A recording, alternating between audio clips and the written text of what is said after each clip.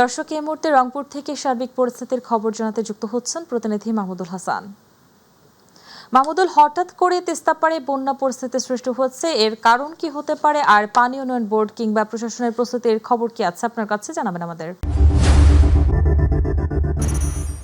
যে শাইলি যেমনটা বলছিলেন, যে আপনাকে জানিয়ে রাখি যে বেশ কদিন ধরে যে উত্তরাঞ্চল সহ সারা দেশের যে বৃষ্টিপাত সেটি কিন্তু আমরা দেখেছি এবং গতকাল সন্ধ্যা থেকে তিস্তা বেষ্টিত অর্থাৎ তিস্তা নদীর পানি কিন্তু বিপদসীমার একেবারেই অনেক ওপর দিয়ে কিন্তু প্রবাহিত হচ্ছিল এবং সন্ধ্যা থেকেই আমরা দেখেছি বাংলাদেশ পানি উন্নয়ন বোর্ড কর্তৃক কিন্তু তারা রেড অ্যালার্ট জারি করে, তিস্তা এলাকায় রেড অ্যালার্ট জারি করে তারা কিন্তু মাইকিং করেছেন এবং তিস্তা তীরবেষ্টিত যে নিম্নাঞ্চলে বসবাসকারী তারা যেন গন্তব্য অর্থাৎ তাদের যেন নিরাপদ স্থলে যেন পৌঁছতে পারে সেজন্য কিন্তু রাতভর কিন্তু মাইকিং চলছিল। তবে এখন যদি বলি যে রংপুর আবহাওয়া অফিসের তথ্য মতে এখন যদি রংপুরের যে অর্থাৎ তিস্তা যে ডালিয়া ব্যারাজ পয়েন্ট রয়েছে সেখানে কিন্তু বিপদসীমার নিচ দিয়ে এখন পানি প্রবাহিত হচ্ছে। তবে ডালিয়া পয়েন্টের তিস্তা যে ডালিয়া পয়েন্টের সেখানে বিপদসীমার নিচ দিয়ে প্রবাহিত হলেও কিন্তু যে কাউনিয়া পয়েন্ট রয়েছে রংপুরে সেখানে কিন্তু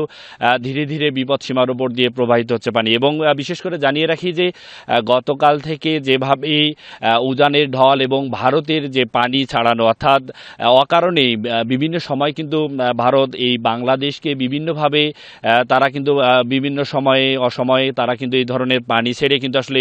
বাংলাদেশের যারা মানুষ বসবাসকারী রয়েছে তাদেরকে কিন্তু নানাভাবে বিপদগ্রস্ত করে ফেলে এবং সেই তুলনায় কিন্তু আমরা দেখেছি যে গত কদিনের বৃষ্টির এবং উজানের ঢলের কারণে তিস্তা বেষ্টিত নিম্নাঞ্চলগুলো একেবারে প্লাবিত হয়েছিল এবং সেখানকার অনেক মানুষ রাতভর আমরা দেখেছি সেখানে প্রশাসনের নজরদারি এবং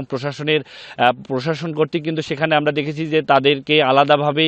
নিরাপদ স্থলে নেওয়ার জন্য কিন্তু তাদের তৎপরতা দেখেছি এবং মানুষ বিশেষ করে যারা তিস্তা নিম্নাঞ্চলে বসবাসকারী তারা তাদের গবাদি পশু এবং মূল্যবান জিনিসপত্র নিয়ে বন্যা যে আশ্রয় কেন্দ্রগুলো রয়েছে সেখানে কিন্তু তারা অবস্থান নিয়েছিলেন। গভীর রাত পর্যন্ত কিন্তু আমরা সেটি দেখেছি। তবে এখন যেহেতু রংপুর আবহাওয়া অফিসের তথ্য মতে ডালিয়া পয়েন্টে এখন কিন্তু বিপদসীমার অনেকটা নিচ দিয়ে প্রবাহিত হচ্ছে, তবে আশা করা যাচ্ছে তারা যেটি বলছেন যে ধীরে ধীরে বিপদসীমার অনেক নিচ দিয়ে কিন্তু পানি প্রবাহিত হবে। তবে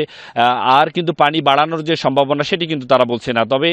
এখন পর্যন্ত কিন্তু যে নিম্নাঞ্চলগুলো সেগুলো এখনও প্লাবিত রয়েছে এবং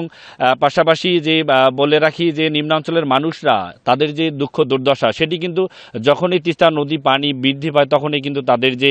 দুঃখ দুর্দশা সেটি কিন্তু সীমা থাকে না। তবে জেলা প্রশাসন পক্ষ থেকে কিন্তু আমরা দেখেছি যে এই ধরনের যারা বিশেষ করে এই বন্যায় ক্ষতিগ্রস্ত তাদের পাশে কিন্তু দাঁড়াচ্ছেন এবং বিশেষ করে গতকালকে সকালে কিন্তু আমরা দেখেছি রংপুরের গঙ্গাচড়ায় সেখানে কিন্তু আকস্মিক একটি ঘূর্ণিঝড়ের কারণে সেখানে প্রায় 1200 পরিবার তারা কিন্তু একেবারে আকাশের নিচে বসবাস করছে, তাদের ঘর বাড়ি এবং গাছপালা সেগুলো কিন্তু একেবারে ঘূর্ণিঝড়ে লণ্ডভণ্ড হয়ে গেছে। তবে সেখানেও কিন্তু প্রশাসনের পক্ষ থেকে তাদের মাঝে খাবার বিতরণ সহ তাদের যে ঘর মেরামতের জন্য উদ্যোগ নিয়েছে সেখানকার উপজেলা প্রশাসন সহ রংপুর জেলা প্রশাসন। শাহিলি, এই ছিল আমার কাছে রংপুর থেকে আজকের তিস্তার পানি নিয়ে সর্বশেষ। মাহমুদুল, আপনাকে ধন্যবাদ। দর্শক, তিস্তাপাড়ে বন্যা পরিস্থিতির খবর জানাচ্ছিলেন আমাদের সহকর্মী মাহমুদুল।